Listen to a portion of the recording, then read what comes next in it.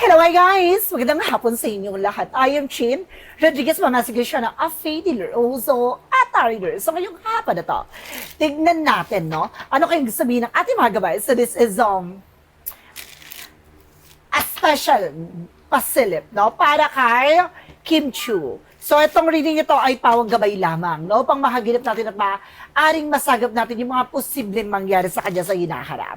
Itong reading na ito ay pawang gabay lamang sa kanya, no? Upang magbigay pasilip, no? Upang maiwasan niya mga bagay na hindi kaaya-ayang magaganap, no? Or maaaring maiwasan niya sa hinaharap, no?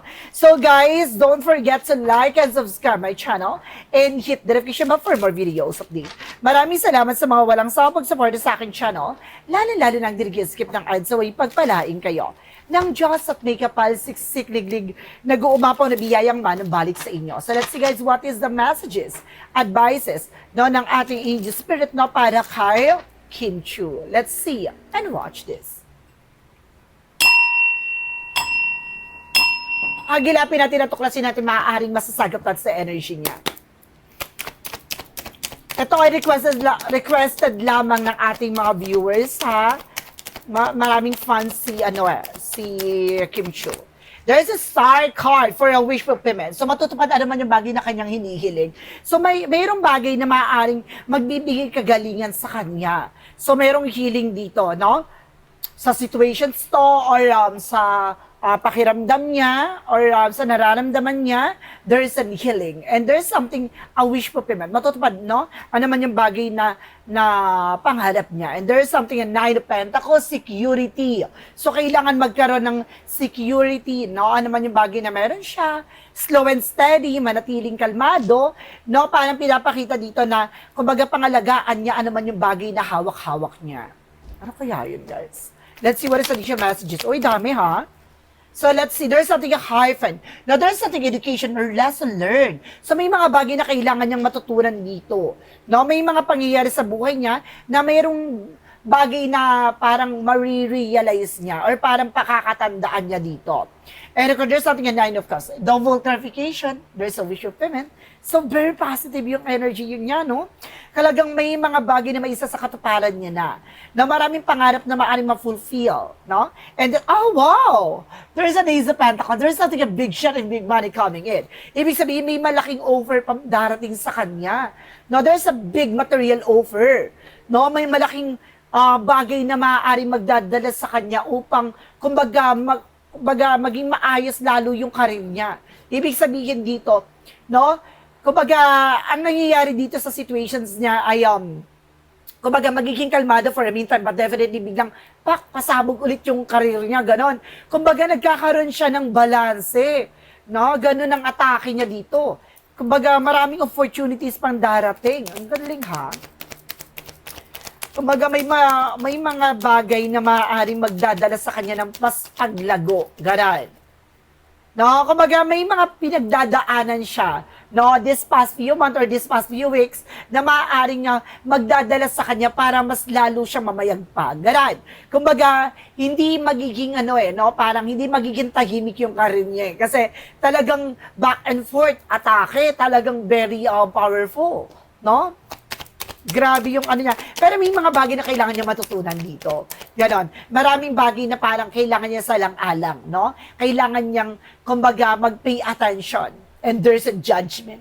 This is something a wake-up call. No, may mga red flag lang talaga. May mga paalala lang sa kanya dito na kailangan niya mag-pay attention sa bagay na to. No, may mga nasa paligid na kailangan niya ng, kumbaga, makaalis doon, no? From toxic person or toxic people. What is the star card? What is the star card? Represent with the Knight of Swords. See, magkakaroon ng healing daw. Now with the Knight of with the star card, with the Knight of Swords. So, ibig sabihin ngayon, no, kumbaga kung nai-stress siya, no, nai-stress siya sa situations, no, may mga pinagdadaanan siya as of now talaga, no, na maaaring nagdadala sa kanya ng stress at depression, no. Ano man yung bagay na to ay maaaring, kumbaga magdadala din, no, ng healing sa kanya. So, parang, kumbaga, ano to parang inner conflict, no? Kumbaga, nagkakaroon siya mga negative thoughts, no? Kung ano-ano yung iniisip niya, but definitely, kumbaga, yun yung magdadala sa kanya ng, kumbaga, kalakasan. Yung pain na yon, yung trauma na yon, ano man yung bagay na nagdala sa kanya ng heartbreak, or either, kumbaga, disappointment sa situations niya from other person na maaaring nakasalamuhan niya, ito yung bagay na magdadala sa kanya, mas lalo siya magiging matatag. No? Kasi marami siya nakakahalubilo, no? Marami siya nakakasama with a different person, na kumbaga, different din ang mga perspective sa buhay. So, kumbaga, ito yung bagay na marami siya matututunan din. No? What is the Nine of Pentacles? So, there is a Five of Cups. Now, Five of Cups in reverse. Ibig sabihin dito, no, maraming bagay na matatanggap niya na. No? There's a Nine of Pentacles being secure. So, ngayon, mas magiging secure na siya sa career niya or sa ginagawa niya. No? Mas magiging ano na siya, parang, kumbaga sensitive, no? Sa mga nangyayari at the same time, sa mga nakakasalamu at nakakasama niya, magiging aware na siya. Ganun. Kumbaga, magkakaroon ng, kumbaga, distance o kumbaga, limitation. Ganun. Now, there's an acceptance. Marami siyang bagay na matatanggap dito. Or marirealize. What is the Hierophant? What is the Hierophant? Represent what? There is a Six of Pentacles. Oh! There is something giving and receiving. So, very generous talaga ni Kim Chiu. No? Napaka, matulungin at mapagbigay talaga. Now, Hierophant, no, nagre-represent with the religious factor, no, or something, kumbaga, may kinalaman about sa spirituality, na there's something what goes around, comes around, no, there's a consequence ng bawat action and decision, no, kung sino man yung mga bagay o taong umaatake sa kanya, mapapansin nyo, guys, no, binabox, kumbaga, bumabalik talaga, no, may parang, may tawag dito, no, boomerang, ganon, kumbaga, once na ginawan siya ng issue or eksena, yung tao na yon na maaaring mayroong ginawa or maaaring sinisiraan siya, no, behind her back, ay maaaring nagbo-bounce back automatically. So, ganun yun. No? Once na ginawan siya ng hindi maganda, sinabihan siya ng hindi maganda, bumabalik talaga. I feel something, there's an ancestor guides, no, na gumagabay kay Kim Chiu. What is the Knight of Cups? Grabe, there's a Two Pentacles, there's a balance, no? There's a balance talaga. No, magiging balance daw ang situation niya at unti-unti daw mafulfill. Alam mo yung career niya, there's a something endless. Walang wakas talaga. Parang hindi siya malalaos dito, guys. No? Kumbaga, magiging mahinahon yung career niya, pero biglang boom, agad. Yung ganun. No, nagkakaroon ng bigla ang maraming bulabog, ganun. And of course, there's something in Ace of Pentacles with a big shot and big money coming in. And the Five of Pentacles, not just being aware lang, kasi, kumbaga, they're trying to steal or something na parang meron susubok na lokohin siya pagdating sa pera. Kasi may kaugnayan sa malaking pera na maaaring may kinalaman sa financial loss o financial difficulties. Mag-ingat siya na sa mga taong pinagkakatiwalaan niya rin pagdating sa pera. No, maaaring mabubudol or maluloko na naman to. No, maaaring mag-ingat lang siya. Lapitin kasi siya ng kumbaga, nai-scam or naluloko talaga siya. So, mag-ingat talaga siya pagdating sa finances. Mabilis kasi siya magtiwala. The Judgment represent with the Ace of Cups. Now, there is something in love and passion. So, pinapakita dito na there is something na pay attention pagdating sa love life. So, kailangan niyang tutukan ng pag-ibig o relasyon. The Ace of Cups, something in love. No, in love siya talagang nag-uumapaw ang pag-ibig. May mga bagay lang talaga na kailangan mag-pay attention. Iwasan yung mga bagay na hindi nakakatulong sa kanilang relasyon. What is a Star in the Knight of Swords? There's a Three of Swords in reverse. See? There is a recovery from what? From the pain. No, for disappointment. No, sa mga taong naiinggit sa kanya, sa taong may galit sa kanya, no, dahil ano man yung bagay na nangyari from the past, ay maaaring makaka-recover din siya. The Knight of Swords and the Three of Swords, no, na nire-represent to na parang, kumbaga, makaka-recover siya sa mga overthinking, paranoid, or stress, depression. There's a star card for healing. Recovery, it's more on healing talaga. No, ano man yung bagay na nagdadala sa kanya ng stress, kapalit nito ay ginahawa at mas malaking opportunities or mas malaking blessing. No? Kasi nagiging blessing siya sa iba. So, kumbaga yung blessing sa kanya talagang, kumbaga, Walang katapusan, guys. What is the Nine of Pentacles and the Five of Cups?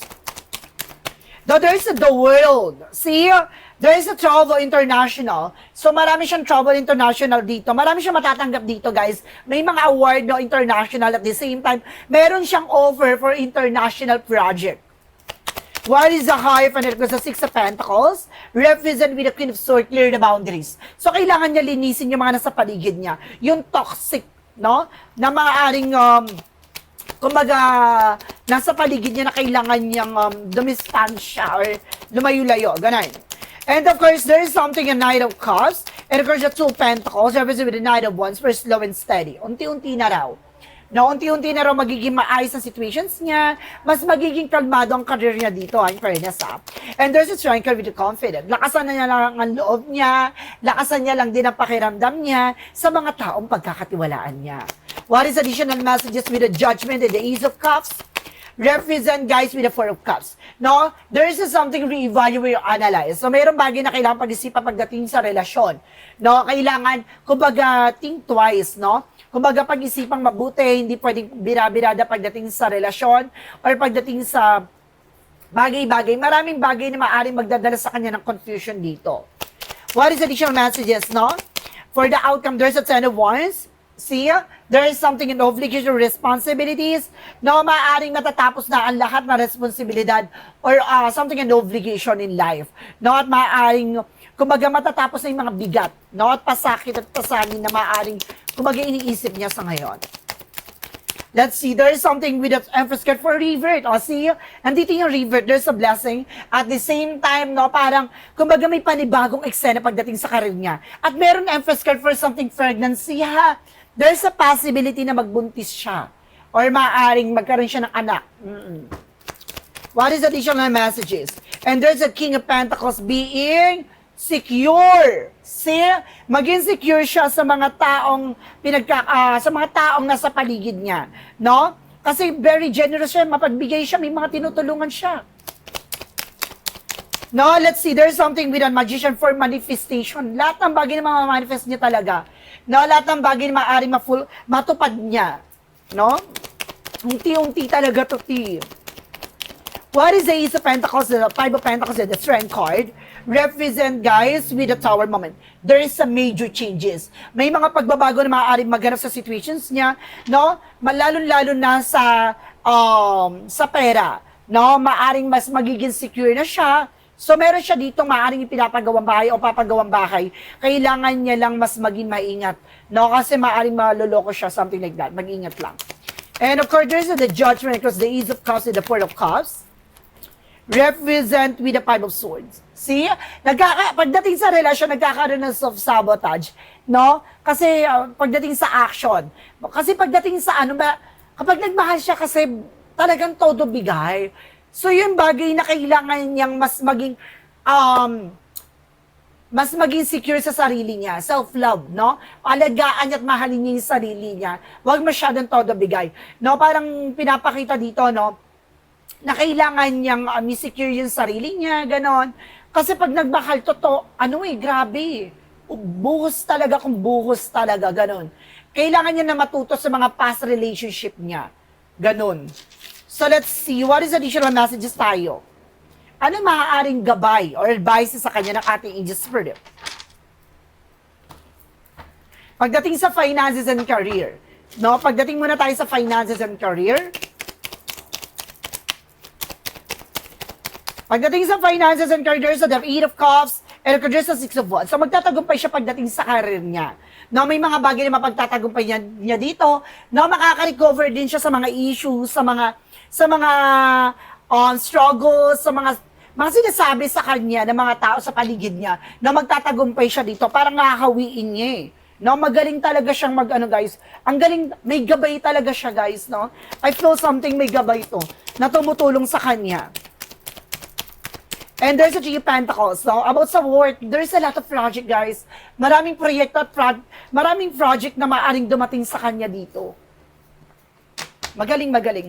Pagdating sa love life, pagdating sa buhay pag-ibig, No, there's something, an ace of sword with a mental clarity, there's a breakthrough.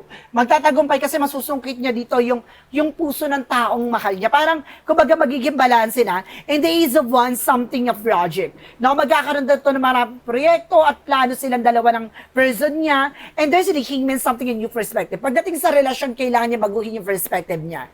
No, yung naging mindset niya na kung ano yung mga nakagawian niya at nakasanayan niya sa mga past relationship niya, kailangan na mabago yun.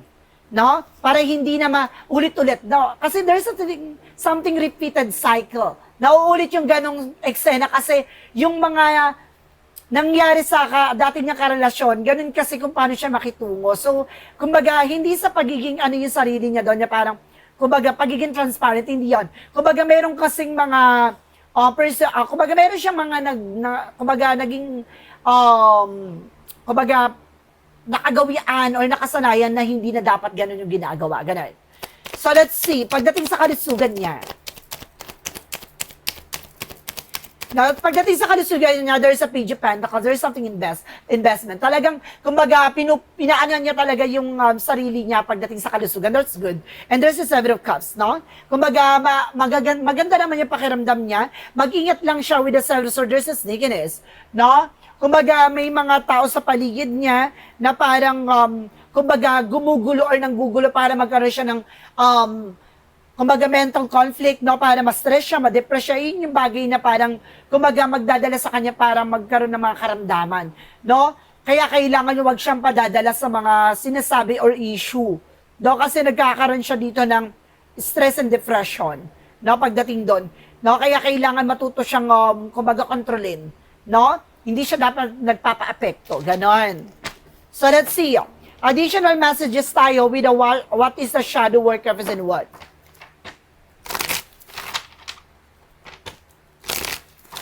From the shadow work represent what? Represent with a shadow blossom. See? You need both sunlight and darkness to bloom fully. So, sa buhay na ginagalawan niya, maraming batikos, maraming mga sisirain siya, even yung mga nakakasalamuhan niya, nakakala niya maganda ang intention or maganda yung pakikitungo sa kanya, hindi pala. No? Do you need both sunlight and darkness in life? Sa buhay niya, no, kumbaga may magandang nangyayari, meron din pangit na nangyayari. Kailangan balanse talaga. Ganun yung nangyayari sa kanya pagkatapos ng issue, no, there is something, a new project, a new blessing coming in. Ganun yung nangyayari sa buhay niya. Doon siya lalong, kumbaga, sumisibol at lumalago. Kaya yung karir niya, hindi siya mapatay-patay sa karir eh. No? Talagang, kumbaga, mabibehave yung career niya ngayon, pero darating yung ano lang, biglang pasabog na naman yung career niya. Now, there is something of blossoming. Iba yung tinik, iba yung charisma ni Kim Chiu talaga. So, let's see what is the what lies beneath her future.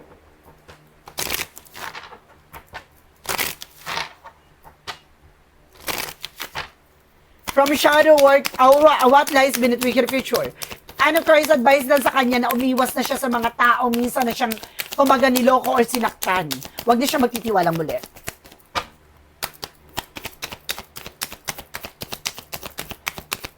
Now, there is something of bad choices. Na parang mag-ingat din siya sa mga pinipili niyang kaibigan or pinipili niyang mga tao sa paligid niya, ganon. Now, there's a bad choices. No? And there's something of toxic. Sabi ko na eh!